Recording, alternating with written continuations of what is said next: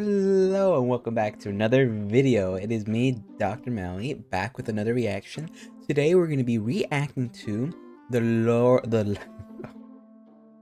okay, I can't read. Anyways, the Lovecraftian entity Iceberg explained by the maker. This is another topic I wanted to get into because I like consuming different,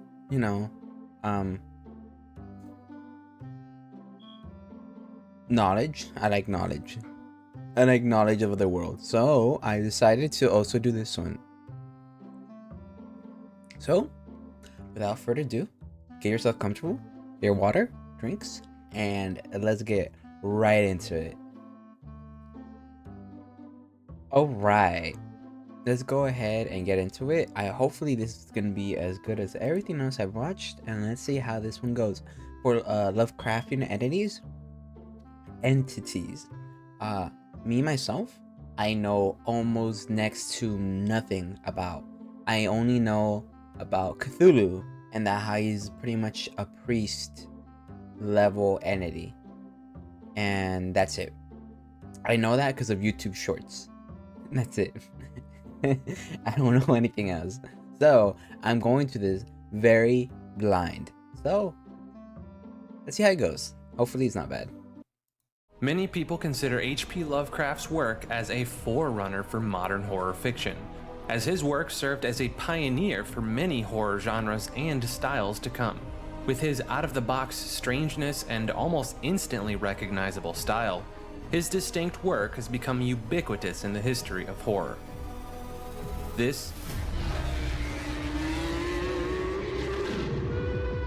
is the Lovecraftian entity Iceberg.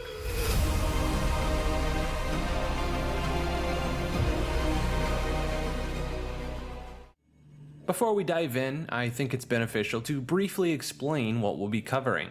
H.P. Lovecraft is widely regarded as the father of the cosmic horror genre, to which Lovecraftian horror has become synonymous with. It's a subgenre of horror fiction and weird fiction that employs the horror of the unknowable or incomprehensible more than elements of gore or shock. The work often emphasizes themes of cosmic dread, forbidden or dangerous knowledge, insanity or madness, non-human interactions or influences on humanity, fate and inevitability, as well as the risks associated with related scientific discoveries. Due to the nature of the horror deriving from the aspect of the unknowable, and because they are mostly based on written mediums, it can be sometimes challenging to accurately describe the aesthetics or properly visualize the physical characteristics of some monsters. So much of this video will consist of audible descriptions, but I'll do my best to add image and video examples that can potentially help to visualize each monster. I'll order each of these entities by their search volume, except the final few which just didn't have enough search volume to accurately measure. But with all that said, let's begin. Alright. Cthulhu. Far and away. This is basically all I know. This man, this octopus head looking motherfucker is all I know. Sorry, I just had to put that point out. The most popular of H.P. Lovecraft's creations, Cthulhu, the godlike entity, is said to be a manifestation of destruction and chaos. In the interpretations of Cthulhu, its appearance is that of a giant humanoid being, often with cephalopodic and arthropodal features. The creature has a large, bulbous sac for a head, with many extensive tentacles in place of a mouth and jaw. Despite being portrayed often as this characteristic, it can change its shape and size at will, often growing to gargantuan sizes. It's been described as the size of a man, ranging to the size of continents, with an infinite amount of long and powerful limbs to do its bidding. The entity has influenced the formation of a worldwide cult with followers across the globe. Cthulhu is said to be the descendant of a being known as Yog-Sothoth and has a number of offspring itself. Yog-Sothoth. Outer God. Throughout the Cthulhu mythos, there are various cosmically significant entities known as the Outer Gods. While they are different from the Great Old Ones, The distinctions between the two may be beyond our realm of comprehension. I see. Most outer gods reside beyond and outside of Earth and our solar system, while only a small percent actually have taken up residence on our planet. The only thing reported about their location is the outer voids outside of thought and existence, and what some call the graveside beyond time. Despite most of them not living amongst us, they still exert their influence from deep space and beyond, with tremendous and powerful psychic abilities. Their goals and agenda are beyond our realm of comprehension, oftentimes seeking the extermination of all life. Because of this, most consider these entities malevolent, but some believe that their intentions are much more grandiose. The origin of the outer gods is unknown, with theories abound from having always existed to created by an ancient creature of vast evil. Nyarlathotep. This outer god entity exists within the Cthulhu mythos and is often described as the Crawling Chaos. This entity was created by Lovecraft, but has seen a number of appearances in other authors' work and games based on the Cthulhu mythos.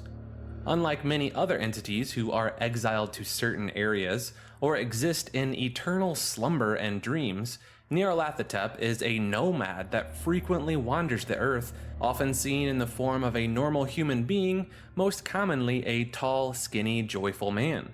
But this being is also said to be capable of assuming manifestations of unimaginable grotesque horror, oftentimes invoking insanity upon sight of it. But when this entity wishes to pass for a normal human being, it is most certainly capable of it, fluently speaking many human languages naturally and convincingly. This being lives in deceit, employing covert propaganda to achieve its nefarious objectives.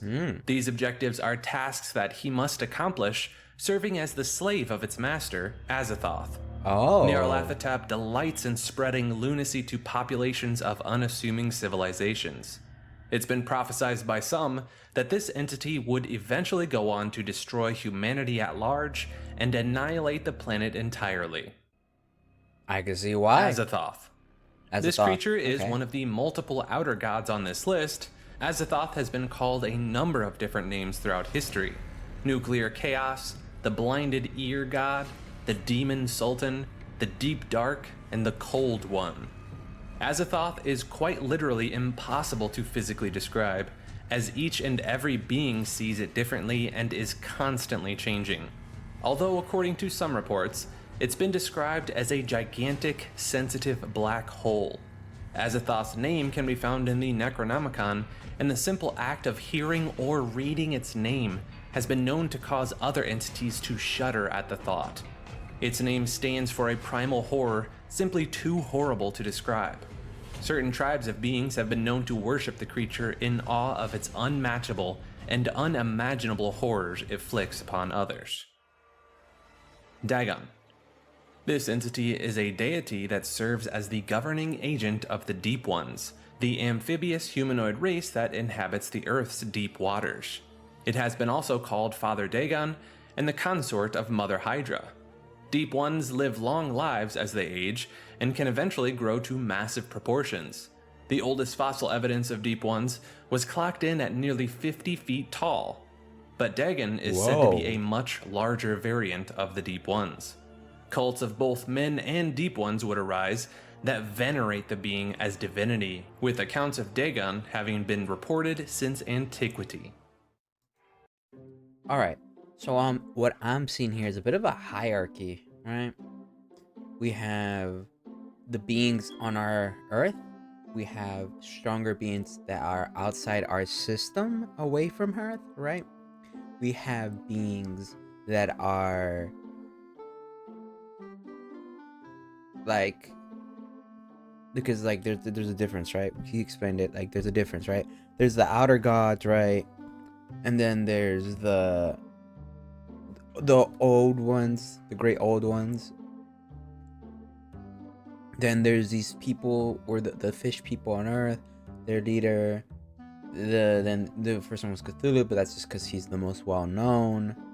It's like a weird hierarchy I'm seeing, right? And then there's that middle guy that's gonna bring destruction upon all of us. So we think, but he's technically a slave of, I can't remember the names because they're so, they're so weird and unknown to me. But this nuclear chaos being that is just, I like the concept that you don't know its form because it is, everybody sees it different, and I like that. That's very nice. That's very cool. It's weird, but I like it. I'm liking it so far. Yog-Sothoth. Yog-Sothoth. This is both a cosmic entity as well as an outer god. This fabled entity was called such awe-provoking names as the All-in-One, the All-encompassing, and the Opener of the Way. It was born of the outer god Nameless Mist and serves as the progenitor and ancestor of Cthulhu, Hastur the Unspeakable, and the Vormi. He also serves as the father of Wilbur Whately. Much like many other entities on this list, Yog-Sothoth can take many forms. However, he is most often depicted as a mass of glowing orbs, sometimes with eyes or tendrils. Yog-Sothoth is considered omniscient and forever locked outside of the universe at large, suggesting that it knows the entirety of all things existing outside of our realm. This entity has several appearances in other media like Doctor Who and Marvel. Oh.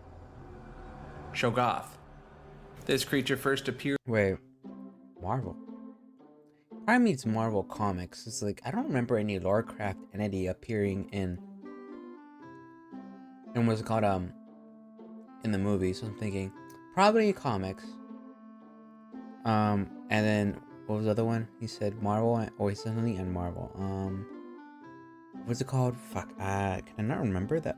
Bro, I just got it told to me. How can I not remember it? Marvel. Let me just rewind for a couple seconds.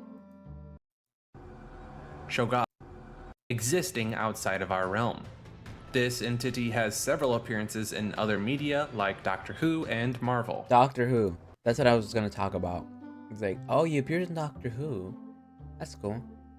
For Doctor Who, though, I only watched like 2 seasons of it, and then I couldn't get access to any more episodes without having to pay for it. It was like, I started liking it. I gotta finish it one day when I can afford it. Shoggoth. This creature first appeared in Lovecraft's At the Mountains of Madness. A Shoggoth takes the form of a sentient blob of self-shaping gelatinous flesh. It can assume the shape of anything it desires, but in its neutral state, it has a plethora of eyes, mouths, and pseudopodia. A Shoggoth is said to be able to move at high speeds, like that of a speeding train. They were bred by the Elder Things to serve them as slaves and laborers. Shoggoth have been known to destroy their opponents by surrounding them and creating enough suction to literally pull them limb from limb. This is exactly how they slayed the Elder Things during their uprising. They possess a terrible odor that surpassed even their creators' own repulsive smells. They were bred to be mindless, but over time they developed consciousness through mutations. After they slaughtered their creators, they went on to develop their own civilizations. Oh, that's cool. Hastur. Otherwise known as the King in Yellow, but most notoriously known as Hastur the Unspeakable. He was first portrayed as a loving shepherd god, and was only mentioned once in Lovecraft stories, the Whisperer in Darkness. When defined as a Great Old One, he's a spawn of Yog-Sothoth and half-brother of Cthulhu. Some authors have labeled Hastur as the Nameless Mist, the progenitor of several other cosmic entities. Hastur has several avatars. The first is known as the Feaster from Afar, a black, shriveled, flying monstrosity with many tentacles tipped with razor-sharp talons capable of piercing a victim's skull to siphon out its brain. Another avatar appears as the King in Yellow, a mysterious and malevolent supernatural entity with an eerie correlated symbol called the Yellow Sign. Despite being amorphous, Hastur is said to appear as a vast, vaguely octopoid being, similar to his half-niece Cthylla. Great Old One. Never heard of them. These beings exist from the fabric of the universe, virtually impossible to be destroyed. They grow to be colossal, wicked monstrosities whose ancient roots delve deep into the past of the cosmos. These beings think in a manner that's incomprehensible to humans, as they have little to no concern over their actions' consequences upon who they perceive as lesser beings. Seeing their true appearance has been known to cause insanity, but even without seeing it, they're still deadly, as the Great Old Ones have been known to influence the minds of sentient beings even while they're asleep. Even though they are typically restricted to the planets that they reside on, they can be found all throughout the universe. Cults have developed and revere the Great Old Ones, to which they're... Wait, I want to read this. Let's go back one more. Planets that they reside on, they can be found all throughout the universe. Cults have developed and revere... Here we go. All right. Shub. Not gonna even try to say that. I'm not even gonna try to say. Hey yo. All right. Black Goat of the Woods, Bahitch. Oh, Bobbitch. Bobbitch? Bobbitch. That's a weird name. Looks weird too. Yog-Sothoth. Omniscient.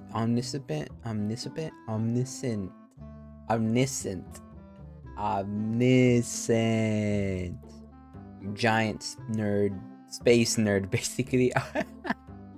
You see this entity, this all-knowing entity? Yeah, let's call it a fucking nerd. A fucking nerd.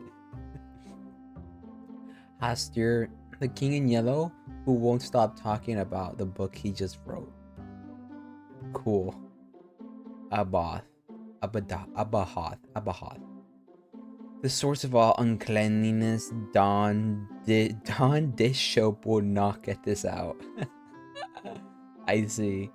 Azahoth, the personified black hole at the center of our galaxy. Oh, that's a very interesting way to put that. Dagon, ruler of the deep ones, a backup kraken?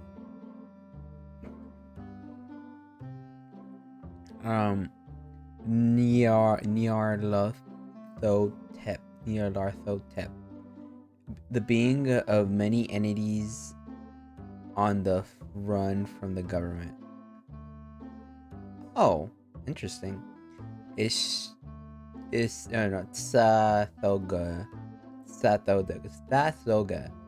the old one of sloth. The laziness, he's just fat, and that's kind of it. Nice. Chtanothoa.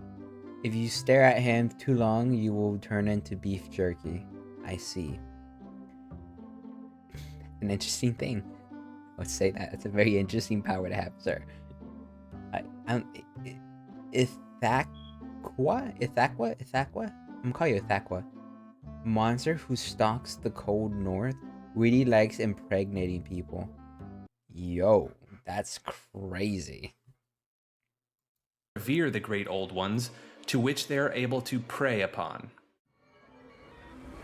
Dunwich Horror.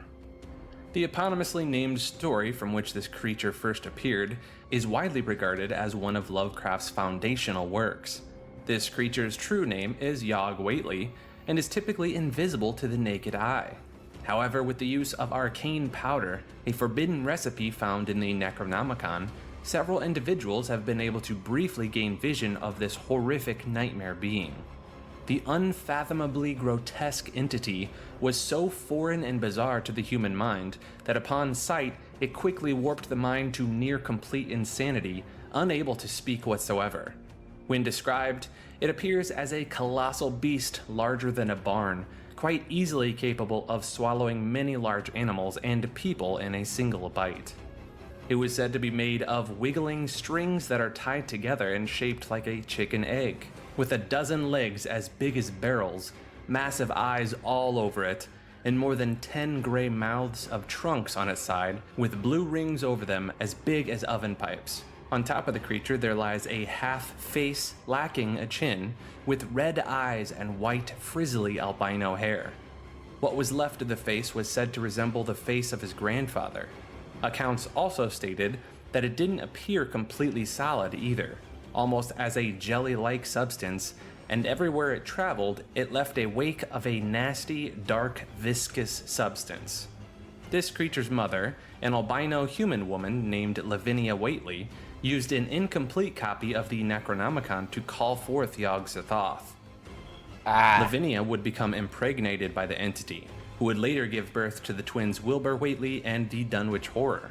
While growing up, the Dunwich Horror was kept secret from most and fed on cattle for sustenance, draining their blood and eventually consuming them whole. The stench of this beast was so repulsive that it alone kept many passers-by at bay. After his mother and grandfather died, his brother Wilbur cared for him until he too died. With no one left to care for the creature, it went on a rampage away from the Whately farmhouse, introducing the world to its foreign viscous substance and meadows with herds of mutilated cattle with their blood completely drained. This creature was eventually banished to the realm of its father by a spell from Henry Armitage and his colleagues. His last words were a plea of help to its father. Knight Gaunt. That was an interesting one to say the least. What?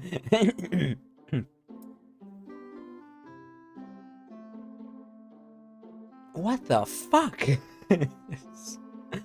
Hey, yo, there's so much things wrong with that. 1, why would you summon a demon? 2, gladly, thank God it got banished.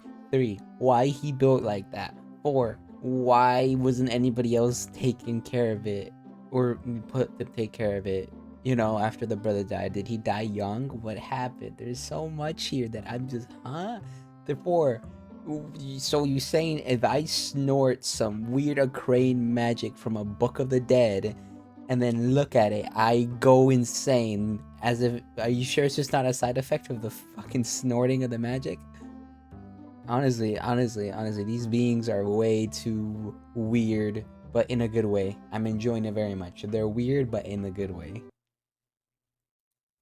These entities are a flying species that reside in the dreamlands of Earth. They have a long, slender humanoid body with a pair of curved horns, large, silent, bat-like wings, a long tail with the characteristic pointy devil tail, and a blank face void of the facial features on a human being. They worship and exist in reverence towards Nodens as their lord and master. While these entities aren't as prevalent as many others on this list, we do know the origin of these entities. The idea arrived to Lovecraft when he was a child, in the form of a recurring nightmare he would experience. It contained these devil-like beings that were more frightening to him simply because they never spoke or showed any emotion whatsoever, only a cold, blank, expressionless face. Hounds of Tyndalos. These unique creatures are said to inhabit the angles of time, whereas humans and other earthly life forms live within the curves of time. There is very little information known about their appearances, as once a Hound of Tyndalos has chosen to attack, any survivor is unlikely. There have only been a handful of accounts of their appearances. One account described them as having a hollow proboscis used for feeding, and they will continuously spew forth a horrendous, blue, pus-like substance. While they are called hounds, it's believed they hold very few similarities to the earth canine we are familiar with. What we do know about the hounds is that they are an extra-dimensional predatory creature that's capable of materializing at any point in space and time to attack and feed upon victims. It's said that they may appear wherever angles or corners may be found, especially those that are sharper than 120 degrees. When these creatures break into our universe, they are preceded by a thick smoke pouring from the corner that they are about to arrive at. Then, slowly their head and body will start to emerge from beyond the corner.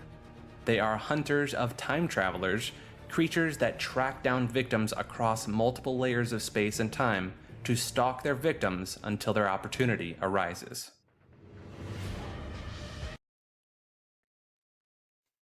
So they literally, quite literally, come out of corners, is what you're telling me. They quite literally come out of corners. And they could come anywhere in time. That is kind of crazy. How do you even stop that? Are they killable? I'm assuming they're probably killable. But that is way too complicated to think. These beings are all uber complicated with their things. Got me thinking, is like, would buckshot do the job? I'm assuming not. Probably not. Guns are probably irrelevant in this world, I'm gonna be honest. You probably have to combat them with that buck or magic of some kind. Or else it's pretty much wraps. You ain't gotta do nothing else. You can't do anything else. Yig. This entity was dubbed the Father of Serpents, Yo. a god in Central America and the Southern American states. He would most often manifest as a reptile-like humanoid, or simply as a gigantic snake with human arms. This being was said to fiercely protect his serpentine offspring, punishing anyone who even considered harming them. Some of his punishments were cruel and twisted, like forcing those who wronged his serpents to hallucinate and take the lives of their own loved ones. Yig has been described as the dark prototype for the more benevolent Quetzalcoatl and Kukulkan. Legend of this entity precedes it, as many people in the regions were simply afraid to discuss or even mention its name. However, this was not always the case, and was long ago worshipped. When a large influx of white immigrants arrived at the southeastern regions, a series of unnatural tragedies struck as a result of Yig's influence. This entity was not always malicious. In fact, he rarely was, as long as there was no harm done to his offspring. But he would occasionally enter a feeding frenzy, making certain tribes to submit offerings or loudly drum constantly in order to attempt to drive him away from their homelands. Interesting. Elder Thing. These entities stand around 6 feet tall. It said they appear to be a large, oval-shaped barrel with starfish-like appendages at both ends. The horrific creature's top appendage has a head with 5 eyes, 5 eating tubes, and a set of prismatic cilia to see without light. And at the bottom of the barrel has 5 limbs used for walking and other forms of motion. These creatures also had 5 leathery retractable wings, used both for atmospheric flight as well as sailing through the empty ether of space. Unlike many other beings of the mythos, the Elder Things were composed of normal terrestrial matter, though their blood was a thick green substance that had a vile, indescribable stench that could travel great lengths. This odor often caused other creatures to become hostile, violent, and provoked violence. Their thick exterior was strong enough to withstand the pressures from the deepest oceans as well as the vacuum of space. They are said to arrive on Earth over 1 billion years ago, stated as the first alien species upon the planet. It's also been theorized that these beings were the source of terrestrial life as we know it, creating it through their arcane experimentation. Using these same methods, they genetically modified the Shoggoths to serve as their slaves, tasked with building vast cities around the planet. When humanity finally began evolving into our more modern state, the Elder Things had already degenerated as a race, having lost certain abilities like spaceflight with their membranous wings. Eventually, other alien entities began arriving on Earth, including the Migo and Cthulhu starspawn. As a result of this, many wars were sparked between the races, though it's still unclear who first initiated the attacks. The Shoggoth beings that were created to serve as slaves would eventually rebel against the Elder Things from the inside. The Elder Things were forced to retreat to the continent now known as Antarctica. That's interesting art. It's presumed that when the Ice Age began... So do they feed on brains? Is that what they eat? Because every time I see where they mention something about feeding, it's always about the brain. And I'm like, why do they keep going for the brain? Is there something in our head or in our brain that they want, that they feed off of? Our ideas, our dreams, or is it something more less meaningful, just the brain itself? Does it have some type of material nutrient that we just offer that they need, or like is it perhaps something even more far off? Maybe it connects it to, like, I don't know, or our entire thought process is somewhere in there and it just feeds off of that. I don't know. But I do know it's a very interesting pattern that I'm seeing here. The Elder Things faced their civilization's collapse. There exists only a small number of existing communities of Elder Things living in the deepest parts of the oceans. Some dead and frozen Elder Things can still be found in the remains of their Antarctic city. Some forbidden texts suggest that there may exist a band of non-degenerated Elder Things still living amongst the stars. Tsathoggua. This entity is also known as the Father of Night, as well as the Sleeper of Inkai for good reason. This godlike old one is often found asleep, as he's remarkably lazy and refuses to leave his chambers unless he's forced. When unlucky travelers are unfortunate enough to encounter and awake this creature, Tsathoggua will either consume the traveler or a sacrifice that they are willing to make, in which case the sacrifice will be consumed instead. After this late night snack, the entity will resume its hibernation until the next time it's awoken, to which it will feed once again. Though its exact description differs between sources, some refer to this creature as bat or sloth-like, an amorphous, toad-like god creature, while others describe it as a toad-like gargoyle with hundreds of rudimentary feet. Evidence suggests that it can alter its shape as it will adapt to whatever environment it is in. Though it doesn't need to adapt too often, as Tsathoggwa's will is carried out by the formless spawn, polymorphic entities made of a black goo. They can assume any shape and attack targets in nearly every conceivable way.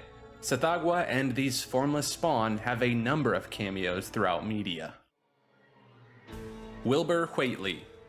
This entity is born as the twin brother of the Dunwich Horror, also known as Yog-Whately. His father was the cosmic entity Yog-Sothoth with an albino human mother. The birth of this entity called forth a rumbling in the hills, heralded by incessant barking of dogs in the area.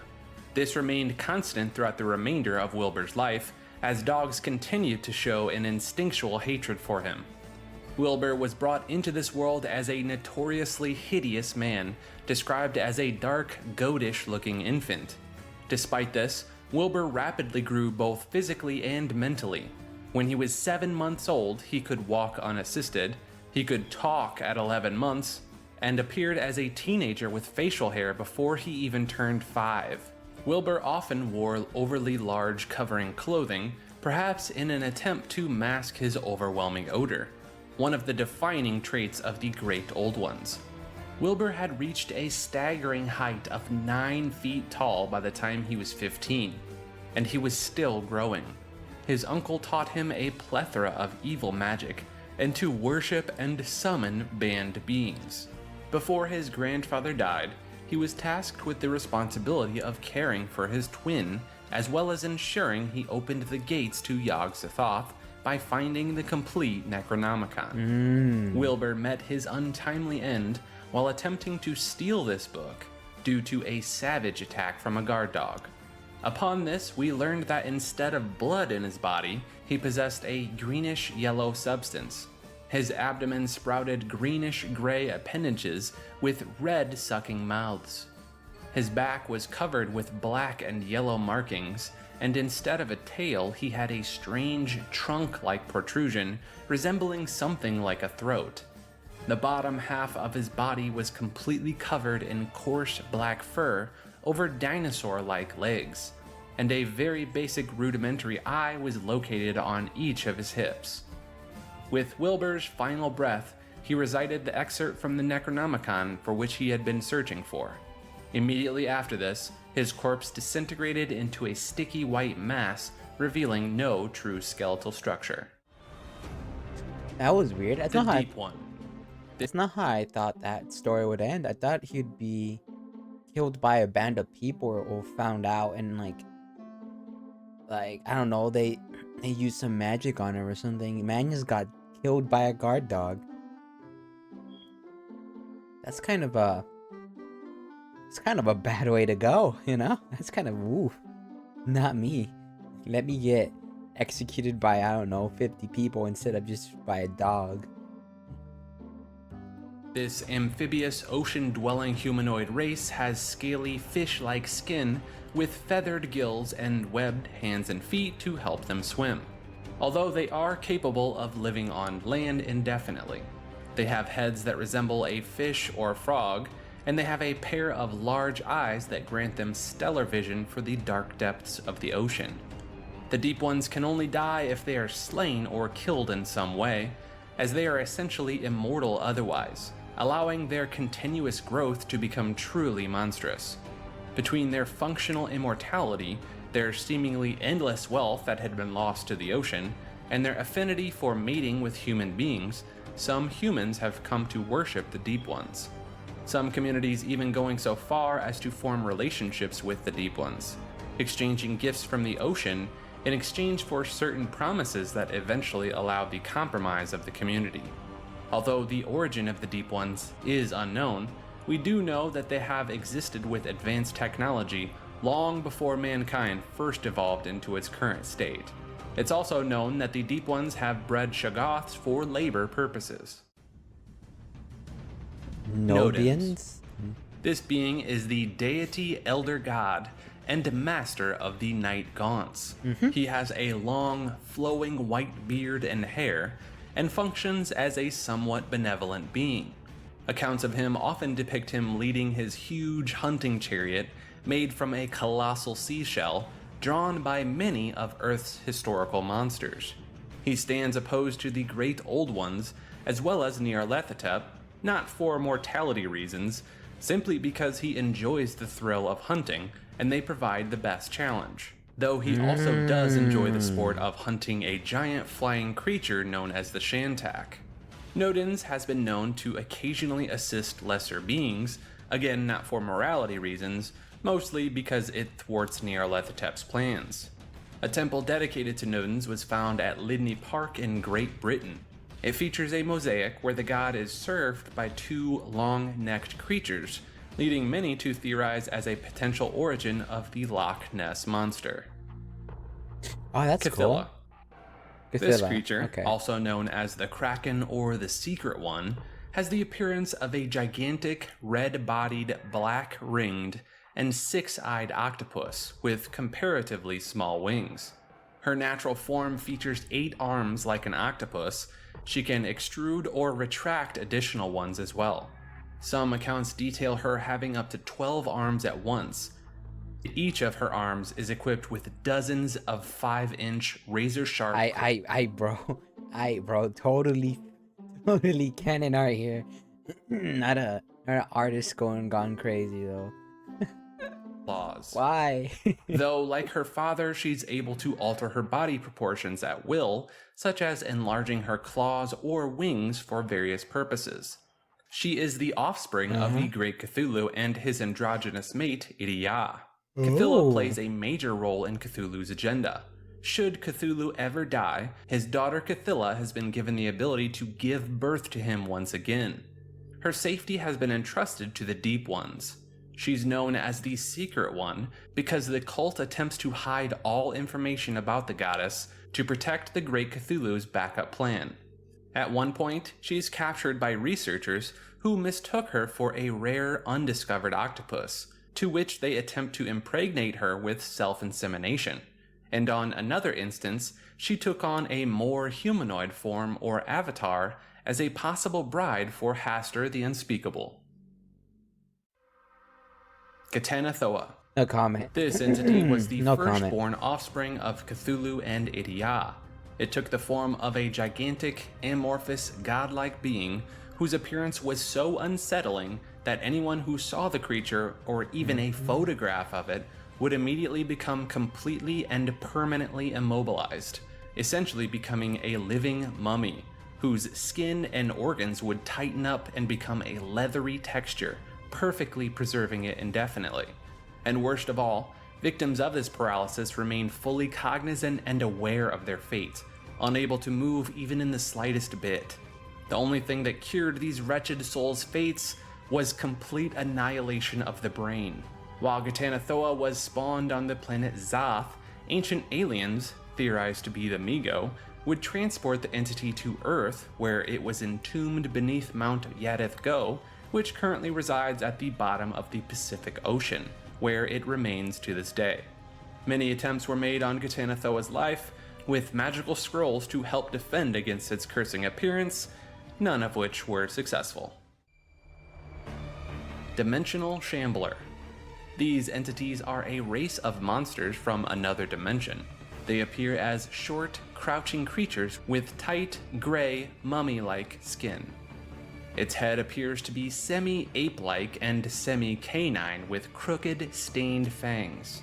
It has a pair of deeply recessed eyes which only appear as yellow slits, and its long arms are capped with massive claws.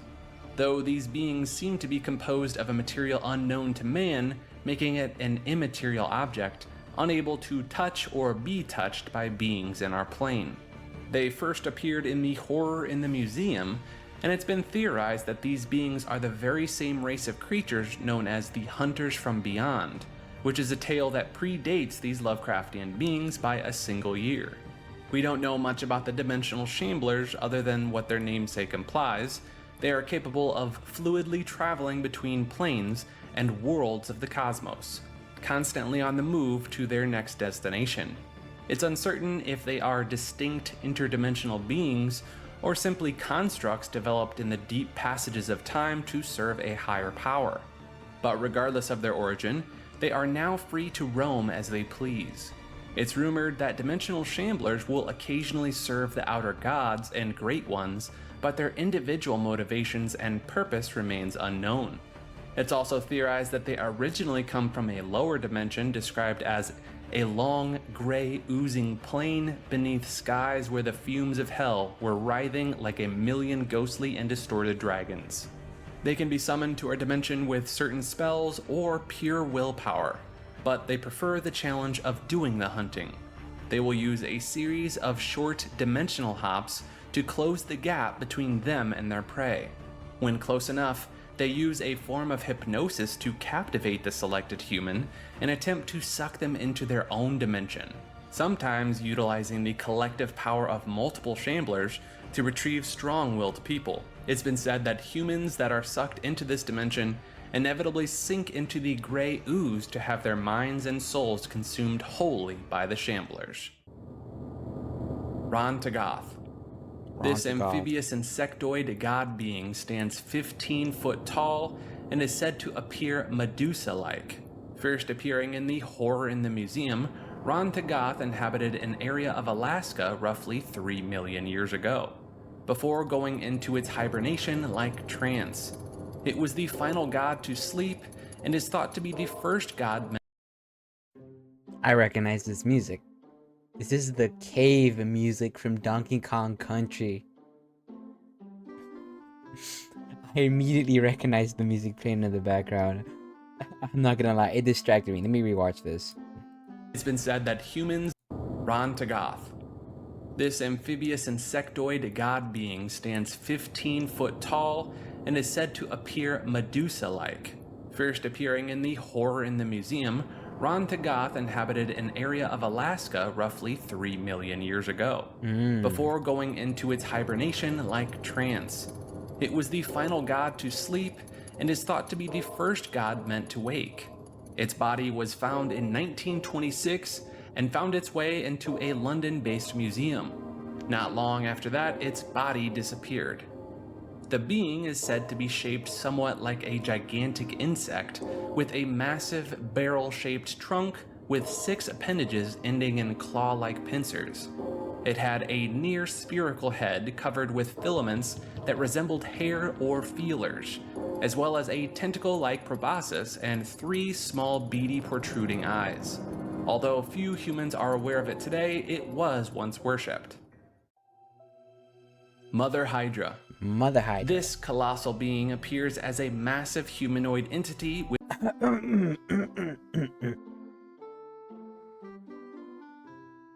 wood. Anyways. With a fish-like face, flapping gills, and hardened Piscean skin. Alongside Dagon, Mother Hydra rules over the ocean-dwelling race of the Deep Ones. There are 2 prevailing theories for Dagon and Mother Hydra's origins. One suggests that they are a lesser form of Great Old Ones, while another theory suggests that they are a vastly mutated Deep One. But because they don't seem to show much supernatural power outside of their gargantuan size, as well as an unnaturally long lifespan, people tend to think that they are just mutated variants of the Deep Ones. Despite not being classified as Great Ones, they are still considered deities. Mother Hydra, Father Dagon, and the Great Cthulhu form the Holy Trinity of the Deep Ones and are worshipped as such. I see. Gloon, Gloom. also known as the Corrupter of Flesh and the Master of the Temple, Gloon is typically described as a large, bloated, slug-like abomination with flaps of leathery skin hanging from its body. Though most of the time, this entity chooses to hide its true nature in the form of a beautiful Dionysian statue. There exists a somewhat homoerotic element to mankind's fascination with this false Gloon appearance. It is eventually imprisoned on the lost continent of Atlantis, but was able to occasionally manifest its true form through avatars. Those who touch the statue of Gloon are forced into strange dreams of cyclopean ruins beneath the sea. The dreamers will become infinitely obsessed with finding these ruins, to the point of drowning themselves in the act of finding it. While Gloon was never worshipped by humans, many sea-dwelling races showed a penchant towards his statues. Hunting horror. Ooh, interesting. These ferocious creatures are said to resemble a gigantic flying serpent with dragon-like wings with a rubbery texture. Their heads and appendages, however, are very malformed to us, twisted and gruesome, always with razor-sharp claws and teeth. But from what we understand, these creatures' bodies alter and change over time, though we don't know the lengths of these changes. These creatures serve as attack dogs for Nyarlathotep and greatly oppose all that is good and light. A strong enough blast of light directed at them can immediately turn them into ash. But beyond their weakness to light, they are incredibly powerful foes, especially for the likes of human beings. Yeah. Formless spawn. These I'm assuming literally anything and everything here is already like we can't really do anything about it. You know?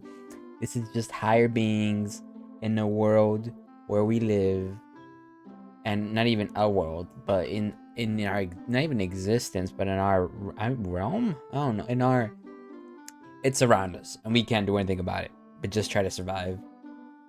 These beings are often found acting as guardians and protectors of secrets, residing in temples dedicated to the Great Old Ones or in deep, sunless caverns. Not much is known about these beings and their origin. They can sometimes lie motionless for years at a time, heralding the arrival of a Great Old One. But when they are not motionless, they are capable of changing their form and shape in an instant. They've been seen as toad-like lumps of flesh or elongated creatures with hundreds of rudimentary legs, but they can assume any conceivable form. They exist as a living, viscous liquid, giving credence to the other names people have called them: black slime, fluid ones, and Icarus. They can ooze through small cracks or holes, capable of finding a way through any obstacle. They are also capable of casting spells and magic by forming vocal organs to emanate strange sounds to recite spells, unrecognizable to most humans. But their physical attacks are usually more than enough to cause damage, trampling targets, surrounding them and biting them, or simply crushing them with their powerful grasp.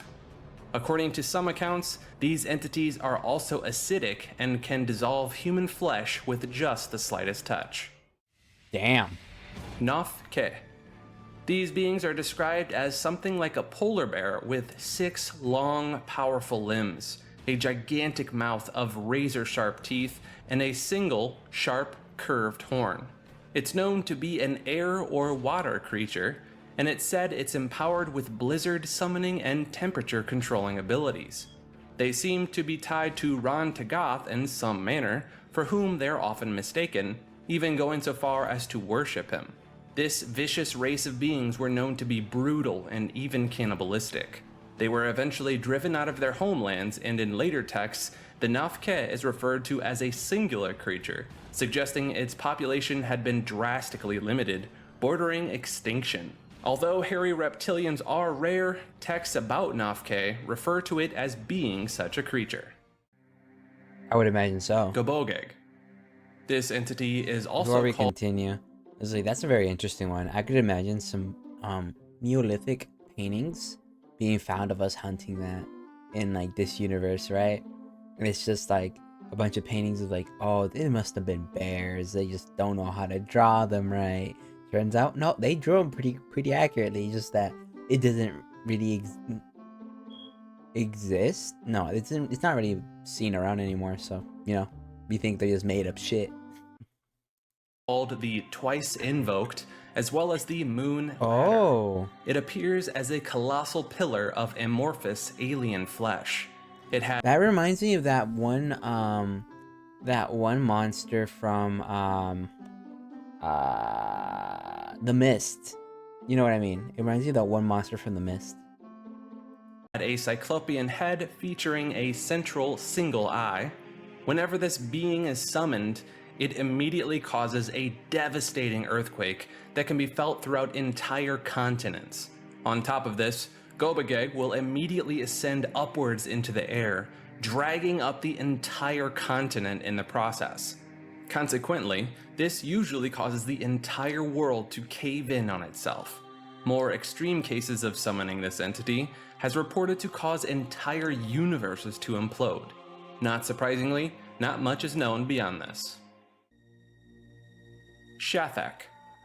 Despite not knowing much about this entity, it went by a number of different names, the Mistress of the Abyssal Slime, as well as Death Reborn being two of the more notorious monikers. While it cannot be confirmed, its appearance is said to be either a gigantic tentacle monster or an enormous blob of vicious slime. It existed as the wife of Tsathoggua and the mother of the Great Old One, Xvilpagua. Tsathoggua and its two variants, Chushax and Zishake, were created by Clark Ashton Smith, but not much was created to expand upon the lore of these entries. Mi-Go. These winged creatures possess massive claws, and their heads are covered in antennae. They are a technologically and scientifically advanced race originating. What's with the brain? From the planet Yog-Sothoth, which is implied to be the dwarf planet of Pluto.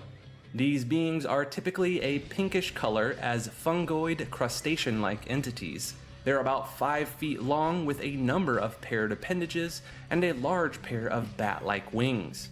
The wings don't function quite as well on Earth, but they allow them to fluidly travel through the ether of outer space. These type of wings are not unique to this entity, suggesting that this may be the standard mode of interplanetary travel. When compared to humans and life on Earth, they are a completely alien species, with bodies that consist of a form of matter that doesn't occur naturally on Earth, which prevents them from appearing in photography, as their matter composition reflects light in a very unique manner. Despite this, they are said to appear most similar to fungi in terms of biological matters, with a crustacean-like exterior. Their natural method of communication is by the changing of colors of the antennae on their heads.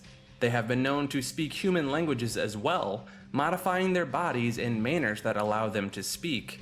Despite this, they always seem to carry a buzzing sound when they speak, with a very unnatural voice. It's been said that the Mi-Go have transported humans from Earth to their homeworld and beyond by removing their brain and placing it into a device called the brain cylinder, which can be attached to another external device that allows the brain to see, hear, think, and speak. The Mi-Go revere a sacred design that can be found in one of the homeworld's moons, which holds a special place in the Necronomicon. These beings can sense the symbol and hunt down those who use it on Earth. Banu Thun, otherwise known as the soul-chilling ice god, was only briefly mentioned in the short story Correlated Contents. Not much is known about this entity. It's been described as a giant humanoid creature with a blue-gray color hue and spikes of ice protruding from it. However, one sentiment held true in all accounts of this entity. Everywhere Banu traveled, a massive, record-breaking blizzard and storm would follow. It's been suggested that it possessed the ability to control the weather, and that the blizzard it occupied was simply preferable or required for its own survival. Bokrug. Bokrag, otherwise known as the Great Water Lizard, is a great old one that first appeared in The Doom That Came to Sarnath. This lake-dwelling deity sleeps in the calm waters of the lake that bordered the city of Sarnath. The humans of Sarnath violently slaughtered the population of nearby Ib and stole their god's idol.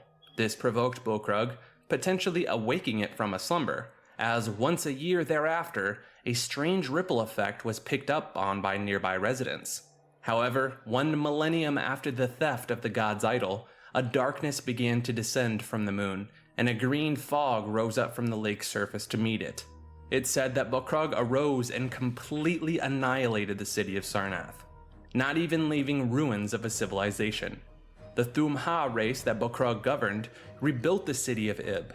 Since then, the village and this deity have remained quiet.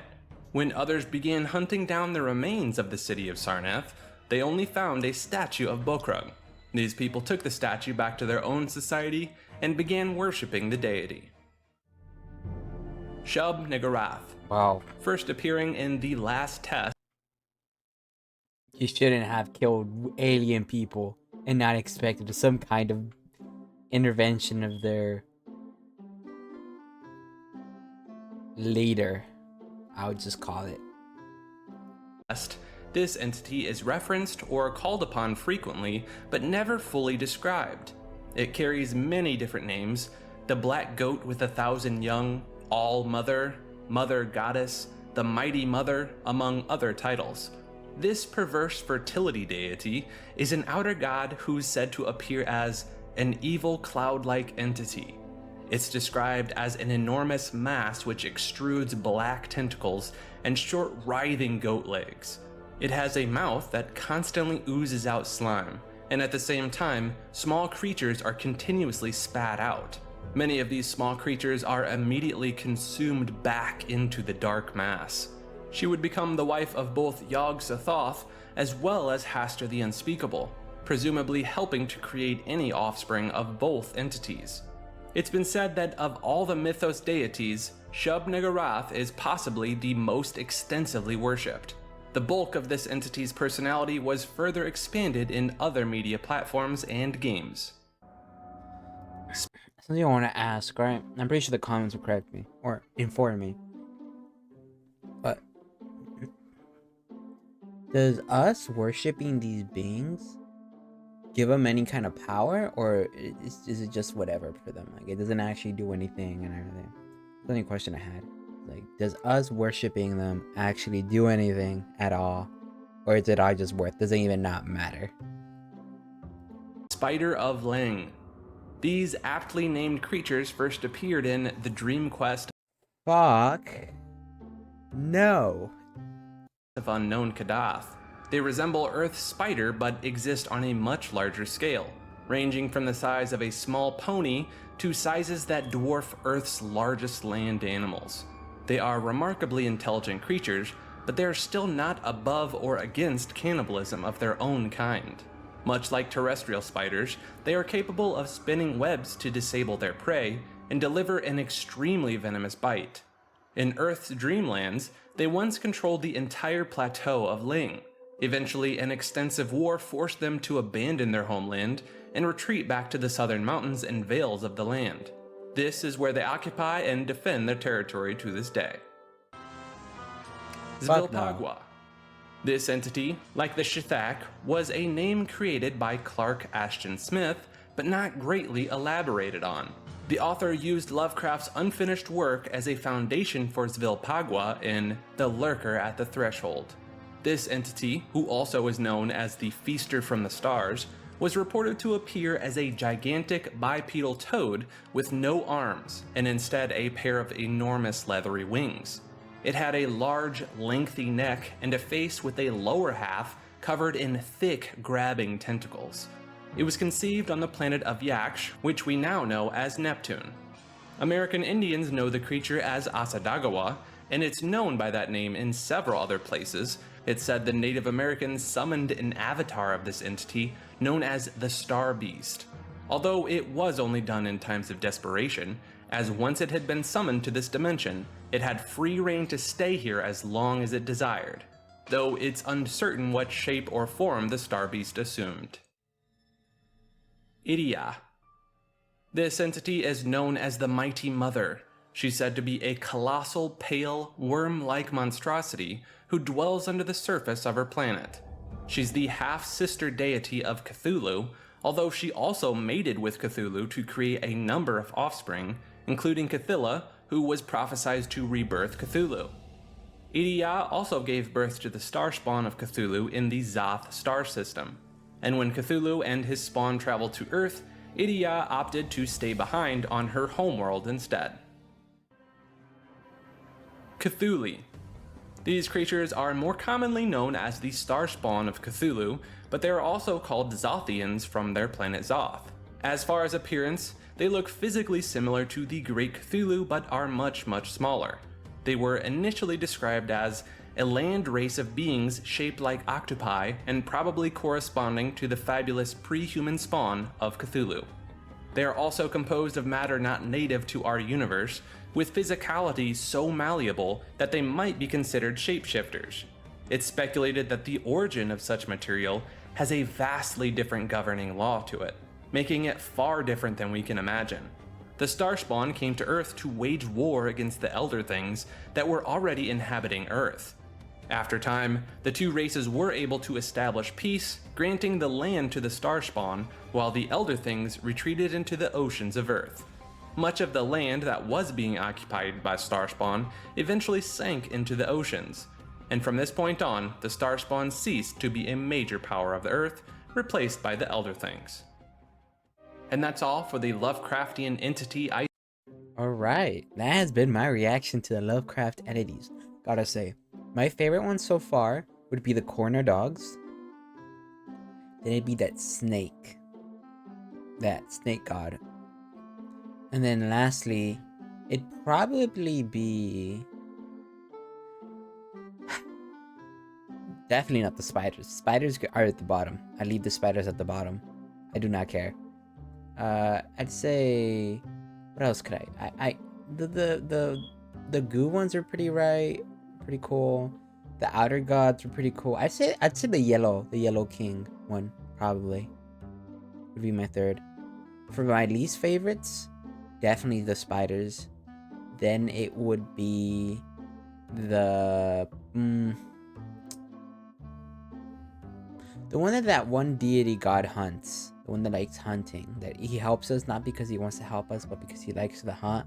And the one that works for that slave god, or that is a slave to that one god, that the giant eyeball, the radioactive chaos, that one. I'd say those are my least two favorites. Everything else up, pretty cool. I like it. The old ones, I want to know more about Atlantis and what it had to do with this, or maybe even if it had a role in this.